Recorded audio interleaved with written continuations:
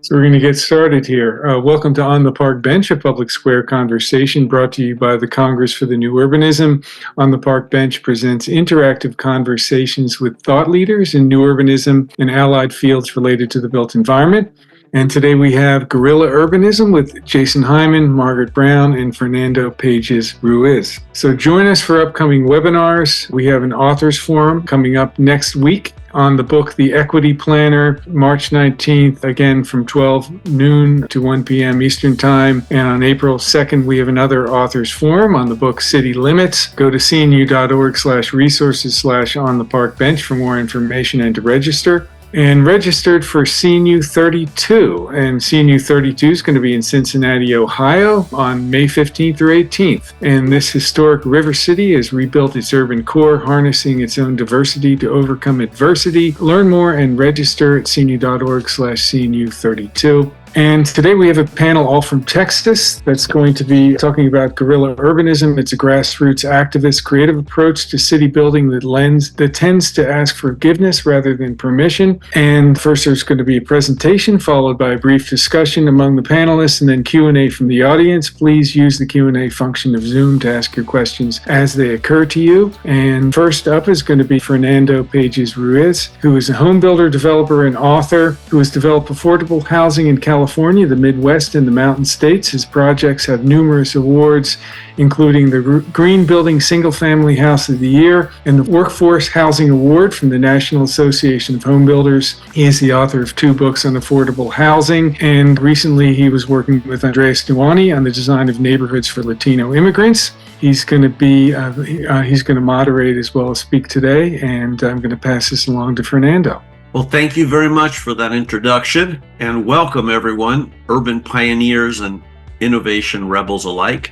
Today we're going to embark on a journey into the heart of guerrilla urbanism, where pavements turn into canvases and alleys into galleries, igniting sparks of civil creativity and sometimes disobedience that challenges and changes the status quo. By definition, guerrilla urbanism is a grassroots movement that empowers ordinary citizens to reclaim and reshape urban spaces. It involves unconventional tactics like pop-up parks, street art, and guerrilla gardens. But beyond piecemeal happenings, beyond tactical urbanism, it's a bottoms-up initiative that, when it harnesses tactical events in a broad strategy towards systemic change, challenges the power structure of traditional urban planning and forces neighborhood transformation. A strategic application of tactical urbanism can transcend just temporary interventions, and we have already witnessed the power of a people's peaceful uprising in successful movements like the YIMBYs, the Yes in My Backyard, which have won legislative battles across various states and have challenged and already changed the status quo. Our first speaker, Jason Hyman, he embodies this spirit of quiet revolution.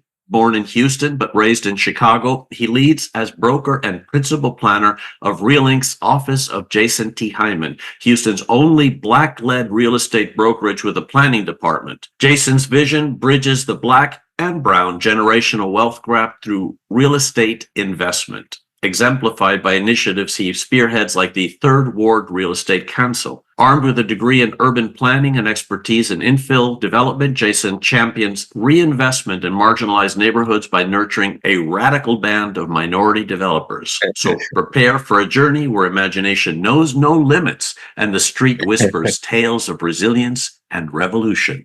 Jason, the microphone is yours. Thank you. I'm going to share my screen with everyone. My hope is to give you a little bit of backdrop, so there's just a little bit of story here, but more importantly, to touch on 2 specific projects here in Houston that embody this guerrilla urbanism approach. And so to give you a little bit of backdrop, a few years back, we had neighbors here in Third Ward, which is a vastly gentrifying area, has been for some time. And everyone had this notion of wanting to be involved in managing what's going on in the neighborhood, but did not really understand how we could, especially if you aren't a developer with, able to get loans and able to actually raise the money that you need to actually develop here in Houston. And so we set out on a mission to try to figure out, how do we create space in our neighborhood for everyone to kind of participate in the development process? And so we ended up starting a nonprofit organization. Didn't start out that way, kind of came about out of necessity. So when we talk about guerrilla urbanism, one of the things that we saw was in terms of resources and awareness, a lot of the same organizations in the city and the neighborhood got the attention. And sometimes issues didn't get necessarily resolved on the ground. And so we found that we needed to kind of step up and fill those gaps in the neighborhood. And we chose to focus here in the real estate development space by supporting local developers. We feel like they are the solution to the affordable housing, to having more options in our neighborhood because they have a vested interest there, right? And so our vision as a group is essentially to create more options in the market. We want to disrupt things, right? Here in Houston, we're notorious for subdividing lots and building 3 and 4 story homes, which are great homes for some people, but we find that in the market, folks want different options. We all live very differently. We all have different things that are going on. So to have a more equitable community, we chose to focus here. And so we rally pretty much everybody around us through the logo that you see here on the screen. It's DT3M. It stands for Do the Things That Matter. TQ, the things that. If you remember science class, this periodic table, if you can take it back, this is our formula for success. We feel like if you just kind of focus in and do the things that matter, we can be successful. And so the things that matter to us is kind of this peer-to-peer support network. We educate one another, so we all take turns teaching one another. We help each other gain access to capital, whether that be through fundraising or just technical assistance and being able to structure things. We share responsible development practices. So when one of us finds a hack or one of us finds something, we're quick to share it and really document it with everyone else so we all can benefit from that in the space. We're kind of comprised of a lot of different people. It's not just developers. Like I said, in terms of space, we feel like it's important to make that neighbors, the professionals, the developers, everyone in the community have a space to actually either 1, voice their opinion, 2, leverage their resources, or 3, actually bring things to fruition. One of the approaches we take from a guerrilla urbanism perspective is really utilizing the media and social media to really get the word out. It's kind of hard let me say hard. You have large organizations like Grassroots Urbanism and American Planning Association, which are very big and have a focus. And we figure, how can we get on their radar? How can we get on other people's radar and let them know what we're doing here and gain some more support? So we leverage a lot of the local news stations. We always are sending different media requests to them about what we're doing. And sometimes it's picked up and we gain more support in that. And so we've had conferences, our virtual library, just different tools and resources that we've used. And when I say we use, this is all kind of like bootstrap, guys. We don't have a big budget. We're using software online that's free or relatively cheap to share a lot of the information and practices that we're running into. Same thing when it comes to our conferences and our workshops and meetups. We meet out on the street, right? We'll meet at a site. We're always looking for different partners and things like that in the neighborhood that align with us, that allow us to use our space so we can have those conversations and share that information. So I won't spend too much time here in our goals, but I do want to talk a little bit about our focus. So I talked about disrupting the market, so to speak. And so for us, that's providing those gaps in the market. So earlier I mentioned most time in Houston, in the Third Ward area, you're going to see 3-story townhouses. Like I said, which is fine, but they don't necessarily belong everywhere. And so we partner with different property owners, different professionals to come up with different design schemes that work in our neighborhood. And most time we're engaging the community in that so they can give us feedback. So we don't have a vanity mindset. We tend to find sites or opportunities and ask ourselves what wants to be here, right? And then we figure out how to make it happen together. So these are pretty much our kind of suite of things we focus on.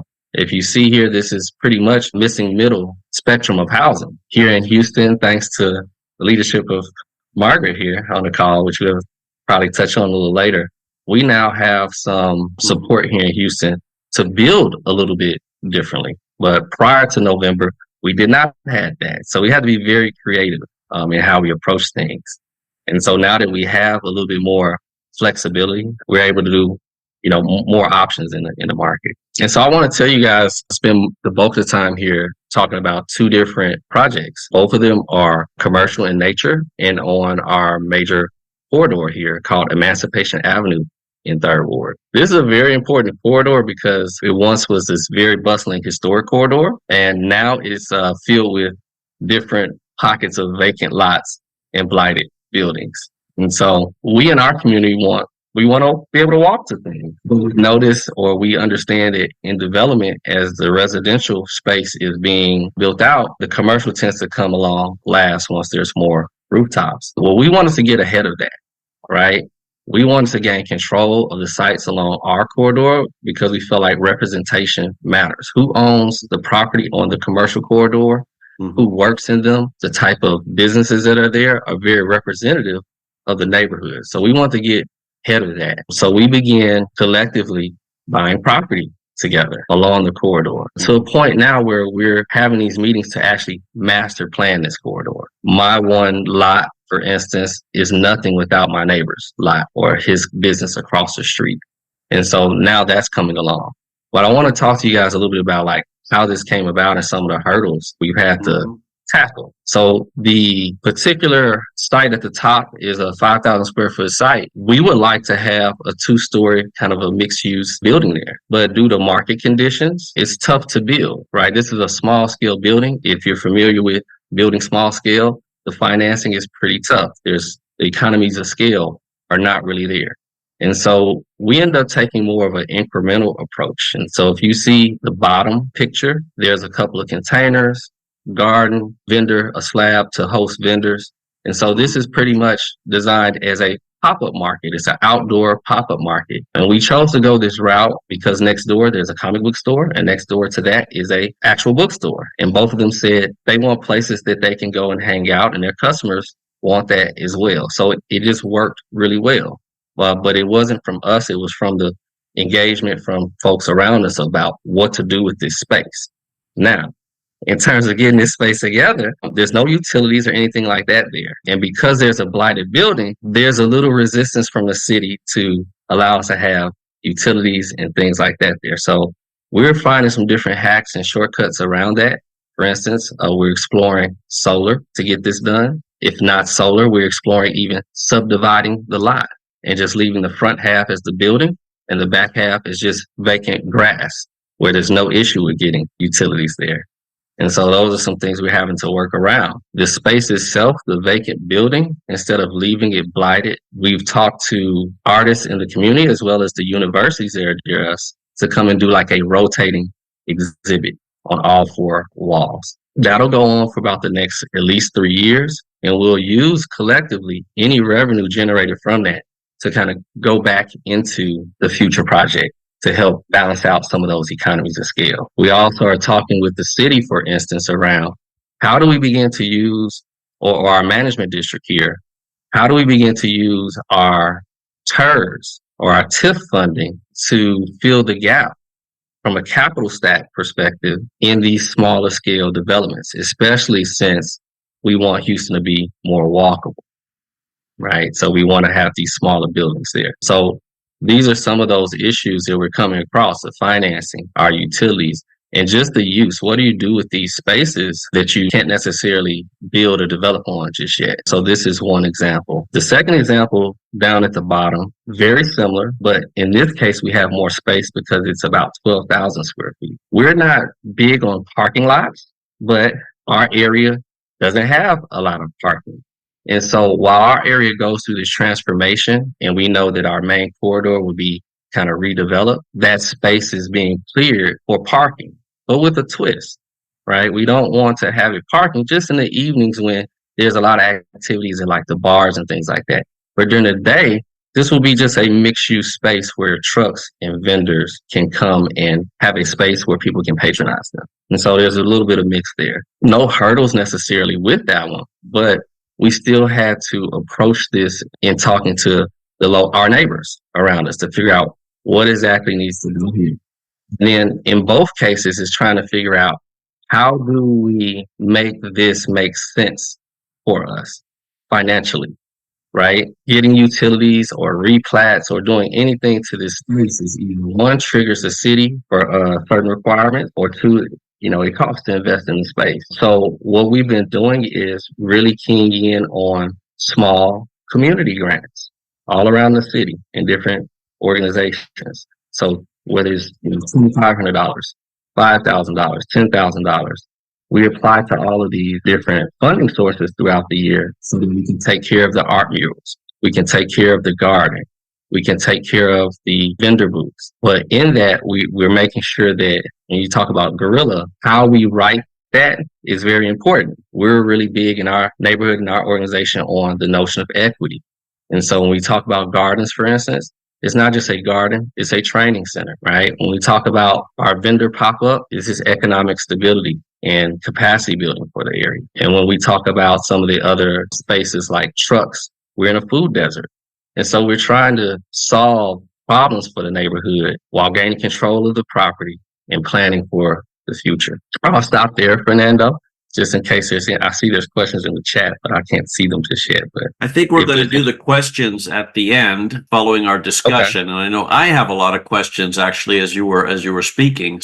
It's fantastic projects and a beautiful, truly incredible approach. So let's move on to Margaret's section, and then we'll get back with all the questions for each one of you in a little discussion that we can have to kind of get things going. So right now we're going to get ready to dive beyond the surface of polite urbanism as we introduce Margaret Brown, a powerhouse in the field of urban planning and policy. Those of us here in Houston know this very well. With nearly 4 decades of experience shaping cities, Margaret's tenure as director of the Houston Planning and Development Department was marked by a laser focus on walkability, affordability, and equity, things we have seen come to pass now as our city of Houston has kind of become a little bit chic. It's the talk of the nation now. Many people want to imitate what brought Houston to these kind of revolutionary approaches to urban planning, and here we have the person that led that revolution. Margaret's innovative approach, including establishing walkable places and transit-oriented development ordinances,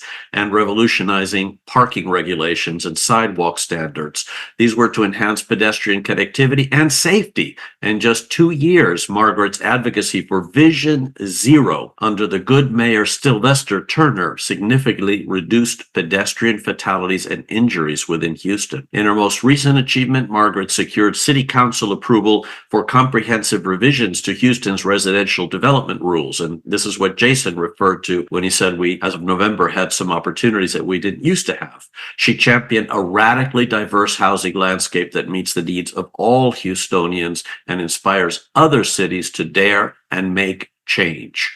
So get ready to be inspired by Margaret Brown, who will take us beyond the surface and into the heart of sometimes impolite but transformative guerrilla urbanism. Margaret? That is certainly an introduction. I will have to say, though, that while Vision Zero has been successful, we have not made the progress we wanted to make. We've still got a long way to go protecting pedestrians and bicyclists and even drivers in Houston. Vision Zero, which is our effort to eliminate deaths and serious injuries by automobile crashes by the year 2030, has seen progress over the past 2 years. We have reduced the number of crashes and deaths, but we have a long way to go. So that being said, we're hopeful that we'll see a lot of progress in the future years. I want to talk not so much about land development, which is where I spent much of my career, but about some of the things that happen when neighbors get together and just decide to do something. Jason's work in Third Ward is really making a difference. It's both a collaborative and a direct boots on the ground type of activity. And so that is really what motivates Houston and Houstonians. As a little bit of an intro, Houston has withstood multiple natural disasters over the past 10 years, floods and hurricanes, and we have seen a lot of damage happen to our city.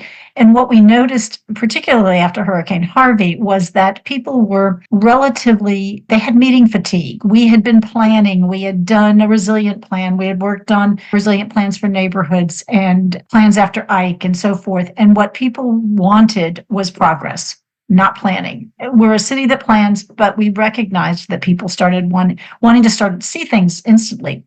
So one of the ways the city pivoted was we started doing more tactical urbanism. And I'm going to talk about the difference. Fernando gave us the definition, but let me just start by saying, tactical urbanism is the polite way to initiate change. It usually includes gallons of brightly colored temperate paint, Saturday morning coffee and donuts. The city often coordinates it, creates the idea for it, and then expands it to the neighborhoods. These are photographs, and I'm going to just go through them slightly quickly because I think they're just really indicative of a terrific project we did with the Franklin Elementary School that was on a busy street, how we helped them identify ways they could slow traffic without rebuilding the streets, and they painted things in the street in front of the school. It was a great collaborative, but that's more tactical. That's not the guerrilla urbanism that we've been talking about.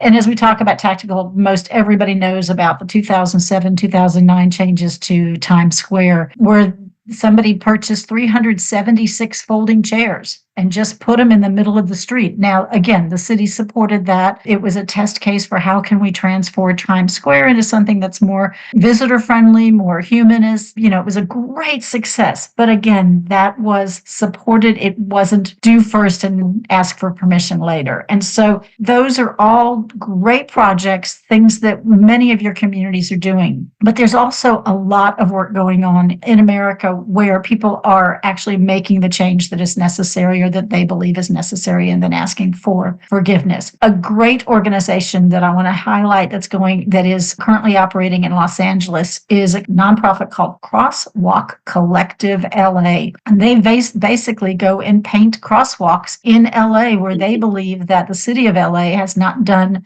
the work necessary to protect pedestrians. Here's their website, and you can, as a resident or as a person who lives in LA, identify a crosswalk you want. They have a how-to guide. It's very simple. So you can select a crosswalk that you think needs to be better protective for the pedestrians, and then they'll go in and they'll paint it. Here's some examples. I believe this one. So this is a crosswalk where in 2023, they painted it. 2 women had been killed there crossing the street back in 1998. And the city's response was to simply put up this stop sign and not to do anything else. And so after many years of asking for permission to get crosswalks painted, this group went in and just did it themselves. And they believe that this has been the turning point for providing better safety.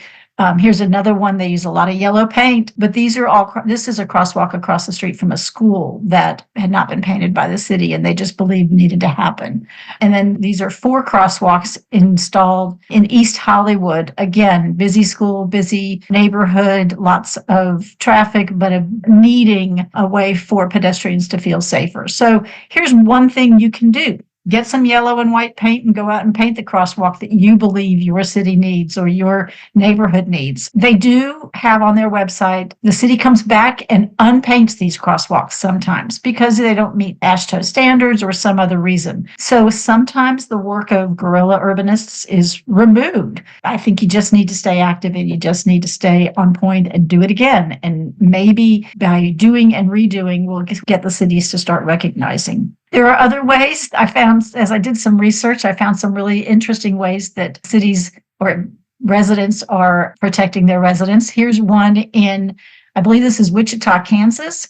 They had a painted bike lane that the bicyclists didn't feel was safe. It was on a relatively busy street. And so somebody one night went out and super glued toilet plungers to the street. It actually provided a sense of safety for the bicyclist. It was another way of notifying the drivers that something was going on in this lane. And believe it or not, the city then came back and did actually install permanent protection for the bike lane in this area. So sometimes the work of guerrilla urbanists is successful and the city follows case. Another way that guerrilla urbanists are transforming neighborhoods, particularly vacant lots, neighborhoods that may be seeing some disinvestment going on, is to just take over the space and create nothing but a garden. This is a garden in 5th Ward on a vacant lot, 5th Ward in Houston, Texas. This is a vacant lot that's just been an eyesore for the community for years. And so the community came together and just planted things. It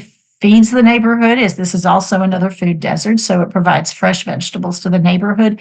It's easily removable if the property owner requires it, or if something else happens to the property. It's not a huge investment by the community. It's a large investment of time, but there's a great benefit for it. So this type of work in urbanism is really successful and goes on in a number of cities across America, and can be really supportive for the neighborhood itself. So here's back to Houston, back to my hometown. There's a street called Montrose Boulevard, which is in the Montrose neighborhood, that is wide and has, as you see behind these people, lots of oak trees down the median, but it also has very inferior drainage and inferior pedestrian and bicycle connections. And so the tax increment reinvestment zone is rebuilding the street to improve the drainage. It's essentially a drainage project. But what they decided to do was go ahead and take the opportunity to increase the pedestrian access, put in 10-foot wide sidewalks, and really make the street more walkable and more connected to the neighborhood.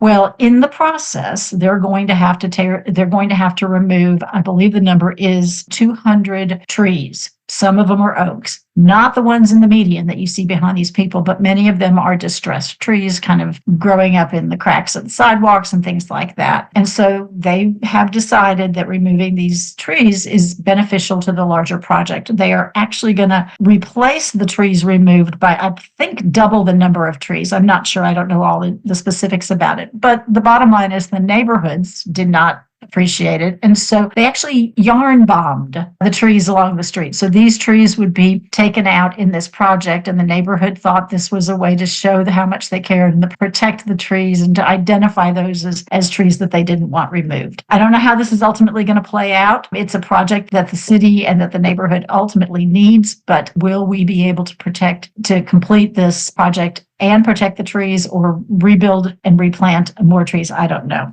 So those are just some examples. I'd like to hear from the audience what some of their creative ideas are. I'm going to stop here. Fernando, I'm sure you've got a lot of questions. I'm going to stop sharing my screen. Yes, fantastic. Thank you very much. And beautiful slides too. Those images are spectacular. And it's great because you've shown some really practical stuff that people are doing and that likely will cause some sort of change, or at least some sort of compromise in the direction that things would have gone had they not intervened. So I'm very impressed. And I do have some questions about that. But let's go back to Jason for a minute. And Jason, one thing that kind of stood out in your presentation is the fact that the way development is done traditionally is a developer comes in from out of town, has purchased land, they own it, and they decide they want to do something, their vision, whatever it is, fantastic vision, lousy vision, they want to create that in that land. And then often the neighborhood feels like, hey, this is not exactly what we wanted here next door. And so your approach is so different. And I'm wondering, you did speak about having to go to the neighbors to key them into what you were wanting to do and get their input on it. I imagine that your reception is completely different than the standard developer's reception of resistance from the neighborhood, given that the developers are the neighborhood. So correct. But Fernando, there's still opposition, so to speak. You still have neighbors that in a community like this are nervous or scared about change. And so if you don't understand development, if you don't understand what's needed, it can be scary. And so sometimes there's pushback there. But what we do is we invite everybody out. We just make it open. So if we're doing design, we're doing something like that, it's an event, right? We have food, things like that, and people come out and they draw, they put stuff, we do an engagement event. And it's not something that, like you say, most developers do. And we also bring in, if there are developers that exist in the area, we try to connect neighbors with them. So there's an ecosystem there. Well, I think that's a great approach. Now, prior to the changes that Margaret secured through, the livable neighborhoods, how did you go about making very different types of development? Because the type of development you had, like in the Third Ward, responded to what the zoning, and there was no zoning, but what development codes allowed and incentivized. How did you change that before? I ask this only because, you now have the benefit of this change that Margaret brought in. That's a big change in the lot standards and what you can do on a lot in Houston. But before that, how was the struggle? I wonder, because most people are not living in the city with the benefit of having had Margaret for 4 years as their planning director. So for the past couple of years, there's been a big focus, just around density. And so really one of the only things that we could do is sort of come up with very creative and different applications of duplexes. Mm. And that's what you begin seeing a lot of. That's where we played for some time, but now being able to do some different site configurations, we're able to get, triplexes, accessory dwelling units, just even the way we subdivide the lot, where there used to be just, 3 simple cut subdivide. We're able to do some very unique lot configurations to get the proper design on the site. So before you had to settle for what was doable, and now you can just be creative and do something much more similar to what you'd like ultimately. And I mean, even in those duplexes, we still had to kind of thread, different code and things like that where we want to get creative, but that was the limitation, yes. Margaret, I liked your examples, and it brought to mind this gal in Chicago. I don't remember her name. She's an architect, but she's done something similar in that in Chicago, and maybe you know this, Jason, having lived there are many neighborhoods where there's just a lot of old homes that have been abandoned and are being torn down. Some of them quite beautiful, some of them really neighborhood gems, but abandoned, and the city will come in and tear them down. So one thing that she has done is she has gone and painted the exterior of these homes before they get torn down. I guess there's some kind of signage that they put on the houses before they get torn down, so she can identify which ones will be demolished. She goes out and completely repaints the place, makes it look absolutely gorgeous and stunning.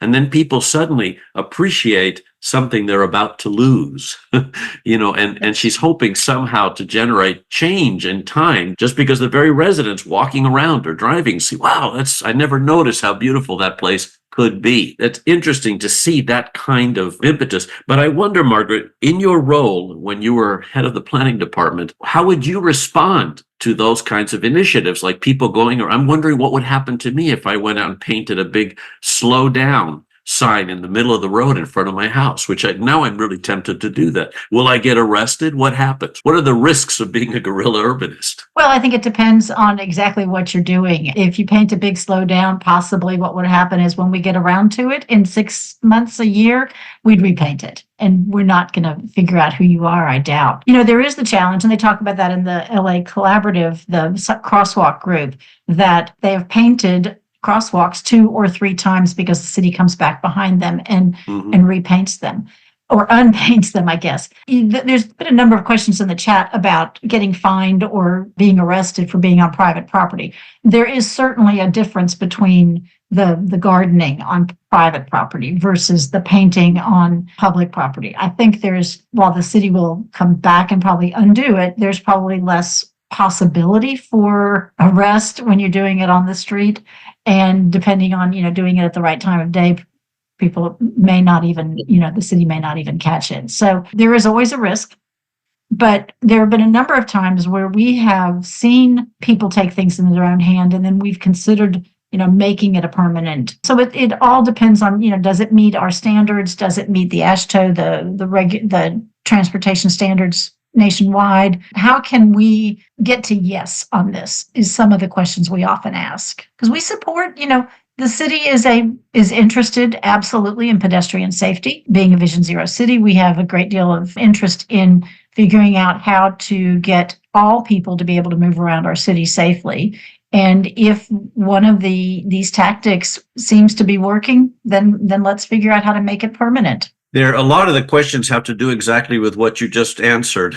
There's a lot of concern, what are the risks of this type of approach? And there is a question, in fact, we had a dialogue on this via email before this webinar took place about the use of the term guerrilla, or little war, in terms of this, and that term has, some fairly negative connotations in certain contexts, because it really does speak of war. Of actual guerrilla fighting, which is, the small war fighting that often takes place in places like Colombia in particular. And the gal that was really kind of challenging the use of that word in this context was from Colombia and her experiences. I also know, though, it has been a term that has been adopted in the United States, like words often are in different languages, with a very positive meaning in the sense of rebellion, but not necessarily armed rebellion. And it actually has some positive connotations within the Latin culture, too, if you think of the guerrilla fighters as, the troops of Simón Bolívar that liberated. the guerrilla fighters that liberated Cuba from the Spaniards. And our own Andres Duane's grandfather was such a guerrilla fighter, liberating Cuba from the Spaniards. So it is a term that depends a little bit on who those guerrilleros are and what their cause is. And in modern times, yes, it has had negative connotations, and I appreciate that. I just wanted to acknowledge that for those of you that might be attending that understand the term in its actual Spanish language use. So there's a lot of good compliments, like awesome that you're proactive, and this is for Jason. And I love your statement about neighborhoods rely on neighbors. Looking to some actual questions here. Small community grants. Are there any small community grants that are provided from a civic perspective, cities? The city of Houston. Oh, Yeah. Go ahead, Jason. You probably know more about it than I do. Go right ahead. Man, they're all over. Right now, for example, our management district really is supportive of the revitalization of this corridor. So they're issuing grants to demo or beautify. The city of Houston has a matching grant program. AARP has grant program. And so where are some other ones? Here, LISC has some small community grants as well. And so outside of that, we fundraise by, for instance, this past Saturday, we did a workshop on market research and feasibility.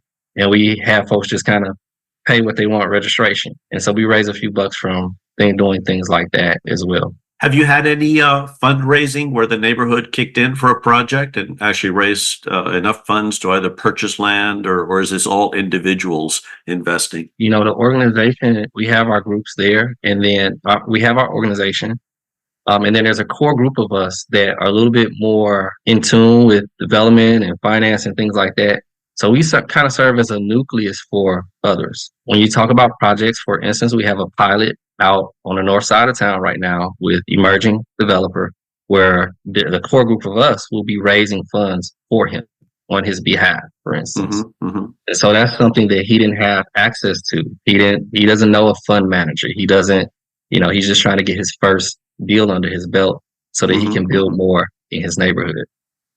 Okay, well, good. Now, someone, Rick Adamski, wrote in that the artist in Chicago that I was mentioning is Amanda Williams, who paints abandoned houses. And it's really worth looking into. If you want to look that up, I'm sure you can Google her name and see some images of what she's done. And then Kyle Bartel says he's the co-founder of Sit On It Detroit, where they build benches for bus stops, parks, and social gathering spaces, and expanding to other outdoor amenities for neighborhoods. And I guess beyond just having a comfortable place to sit at the bus stop, you're also kind of creating third places in some instances. So that's good work. I'm glad to hear of these other examples because they can inspire people to do something very, very, very similar. Let's see. A lot of compliments here on the Q&A. Anonymous attendee, what are the strategies you've used to get past the long-standing community leaders who do not want things to change? I don't want new people in the neighborhood or can bog down the process. I guess that would be one for you, Jason. So I think two things. One, before we really got moving in what we're doing, I was the community leader, right? So I stepped up to be president and kind of make the connections and the relationships to show that I'm here for their interests. That's one. The second thing to that is we made sure we weren't in somebody else's lane. That was the most important thing. So you have a lot of neighborhood organizations or community leaders here. No one in our neighborhood was focusing on what we're focusing on right now. Mm-hmm. It makes a difference. There's still community leaders, of course, that, as the question says, doesn't want things to change, but those two approaches made a very big difference. Very good. And this question is for Margaret, another, maybe the same anonymous attendee. Says he or she is from Los Angeles and is wondering if Houston has a similar conversation around parking vehicles and public transit when discussing housing or commercial development. In other words, how do you get away from or get past the insistence that cars are the dominant form of transportation? And I know you've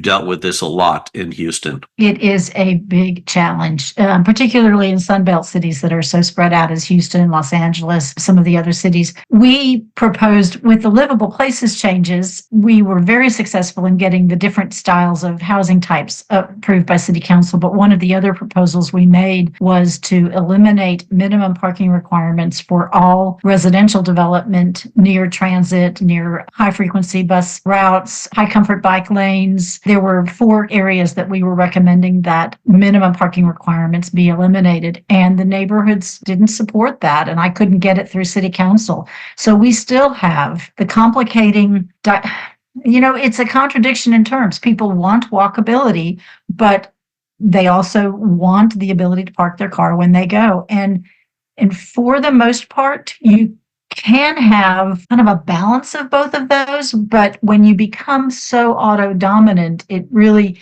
even if you're building walkable streets, it really makes walkability less possible because you've got parking lots, you're walking, Jeff Speck is great at identifying the 5 things that you need for a good walk, and I can't remember exactly what all 5 of them are, but density and interesting walk is always critical, and if you're always walking past parking lots, that makes it not so interesting. So parking is something the city is probably going to address in the future. It was nothing that I could actually get accomplished while I was there. And Jason mentioned earlier that a lot of Third Ward was built before we had parking requirements in place at all. And so how do you keep the historic aspect of the development pattern in a neighborhood where now you've got a requirement for additional parking? It's a challenge. I guess the answer is you just keep working at it and hope you get somebody like Margaret Brown to champion your cause. You keep plugging along at it. It's interesting. Parking and building codes. I will tell you, you mentioned YIMBY Town earlier. It was a terrific conference. And the beauty of the YIMBY Town movement is that it draws in people from really across the whole spectrum. It draws in conservatives who want to reduce or eliminate regulations and housing advocates, both, not necessarily people that are always in the same room together. And so the YIMBY Town movement is about removing and right-sizing parking requirements as well, particularly as it relates to residential development. And so there is some potential in that group as it grows to be more effective in that way. Yeah, and the success of that group has always been its ability to harness the causes of both right and left sides of the political spectrum, one through private property rights and the other through social equity. And they've been able to, rather than fight, have been able to collaborate towards the same end. Now, there is a question which I think is a good one. What factors go into deciding whether to go the tactical route of seeking involvement or support from the city versus the guerrilla route of asking for forgiveness later, or I guess paying the fine? The cost and the complexity are what's going to get it going. The cost and the complexity. If I go to the city and there's a lot of pushback and the cost is minimal to show, I'm just going to do it. Right. If I know it's complex. So earlier we talked about the lot where we're getting some resistance to having electrical there because there's a vacant building. They don't want to, we're going to get the electrician and put a T-pole there. We're going to get electricity. And it will. T-pole, you mean a temporary power pole? Yes. And we're going to activate the space, right, in a safe way. But in that case, to your point, I mean, the most they're going to probably do is say take it down. So we're okay with that. We're okay with that fine. We're okay with taking it down because it proves what we're doing, right? We get support from the community about what needs to go there and why that needs to change, right? And you could always replace the power pole with a generator if need be. With a generator, correct. Now there's a kind of a little bit of a sad question here from Len Bea. I hope I pronounce your last name right, Len. He says he lives in a coastal community where gentrification is virtually complete. We have extremely high property values and no blighted areas. Meanwhile, the city and county governments are aggressively pursuing new large-scale development, mostly by out-of-town developers. As a result, citizen initiatives get quashed very quickly. Other than block parties, do-it-yourself urban changes are flat out illegal. Would you have any tips on how to implement incremental changes in a neighborhood scale under these difficult circumstances? I guess either of you could jump in. I'm going to start out by saying most communities DIY urban changes are illegal. So what we're talking about is finding a way around the rules or bending them a little bit, as Jason's doing.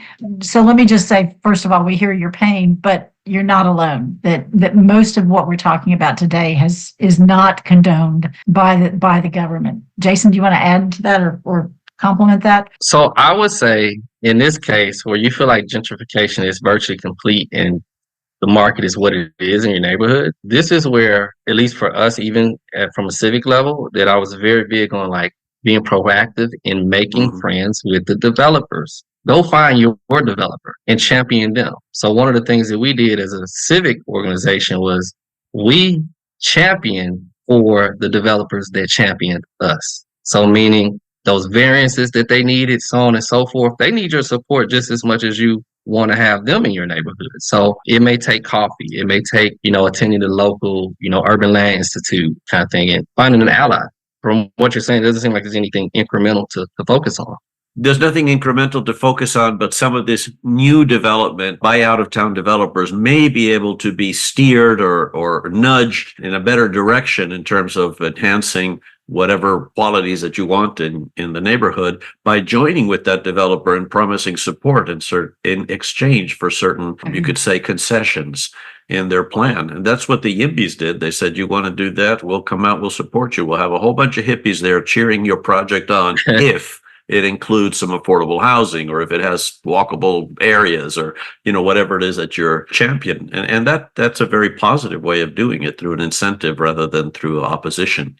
Because I'm sure some of those, even in your area where the city and county governments are aggressively pursuing new large scale development, there must be some NIMBY opposition that you can provide a counterweight to. So, but that's probably the answer. Now, a question for Jason: how do you get the funding to purchase the housing? I think you've kind of obliquely referred to this, but not answered it, really head on. And I think people probably want to know, how do you get the funding for this kind of incremental development, particularly in areas that are, where the market elements aren't there to easily finance it? So our organization is part of growing our community. We identify impact investors, those folks that really champion what we're doing. They have affinity for the area and they have the finances to be able to help us control those sites. And so whether it be family, friend, and or neighbors, if there's an opportunity, for example, one of the properties that you saw was sold to us for probably half of what it was worth, because that owner really believed in what we were doing and wanted to see that continue. In that, we were able to get, a few of us, honestly, we went and got private loan and we just kind of paid a little bit, been paying together on it in order to get to the next step or the next phase. So it's very unorthodox. It's very kind of like, what do we have in our pockets? What resource do we have? So it's a little different each time, but always with the notion that we're going to go in, just like a traditional development process, we're going to go in, we're going to gain site control, we're going to flush out what this project is and take the risk out. And then for us, we go back to our impact investors and our neighbors to see if they want to be a part of the actual development, so that they are empowered and have some ownership. And if not ownership, at least they've been a part of the process itself. Since you have a nonprofit that maybe are doing some of these guerrilla type interventions through the entity, if you will, rather than on the sly on your own, there is a question that I think is interesting, and it's, how do you deal with the liability issues, particularly in the public right-of-way? There is some liability in maybe putting up these toilet on stoppers. A car runs into a bicyclist and blames whoever did that. So how do you deal with the liability? Do you have an insurance that allows you to do guerrilla urbanism? Do you have a guerrilla urbanism clause in your policy? No, not quite. I don't want to say that we don't deal with the public right-of-way as much. There are organizations in the area that we support in that. Most of our work is done around vacant, blighted spaces. And so whether it's us controlling that site or we just work with that neighbor, that owner, and they give us permission. They write a letter, they give us permission, and yes, we will, through the organization, put insurance on that particular piece of property. I guess this is one of our last questions, is from an anonymous attendee, but it's for you, Jason. And that's that they notice that it's easy to get funds sometimes for development, for construction. People love, donating to the new building or the new recreation center or whatever. But what about maintaining the property? How do you get your funds for ongoing maintenance? We just really try to think sustainably. right? So the first site that I showed you guys, yeah, we had been having to pick trash up and get the grass. But again, we would have workshops or different events that would cover the $100-200 to cover, cut grass and things like that. But in terms of ongoing, the site itself, we're just taking all the grass out. So the grass will be either turf or, native to just reduce maintenance. And then it's being fenced in to keep a lot of the traffic and trash and things like that. So we are controlling the circulation of the space. People can come in kind of one place. Trucks or vendors can come in one place to try to manage trash and all that kind of stuff. So we're out of time. Robert's back. Yes, we are at the end of an hour, and I don't know whether you have any final words to say. I wanted to tell folks that we're going to be posting the video tomorrow on the CNU website, and for folks who want to share it, or other people will be watching it on YouTube after the fact. If any of you, have any final words to say, I guess we could say it now. I think I'll just kind of end with where I started, and that, I really believe that you guys here are the solutions in your neighborhood. So be vocal, get involved, and take action. Margaret? So from my experience working for a public agency, there are many times we really do ask for input and don't get it until, it's very late. And people who are complaining are always the ones that we hear from.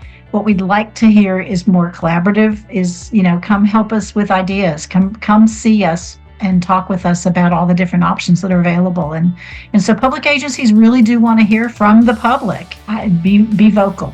Well, I guess my closing remarks would be, don't be afraid. Just get out there and change the world. And thank you all very much for attending. Thank you, Fernando, Margaret, Jason, and everybody who attended today. And have a great rest of the day. Thank you.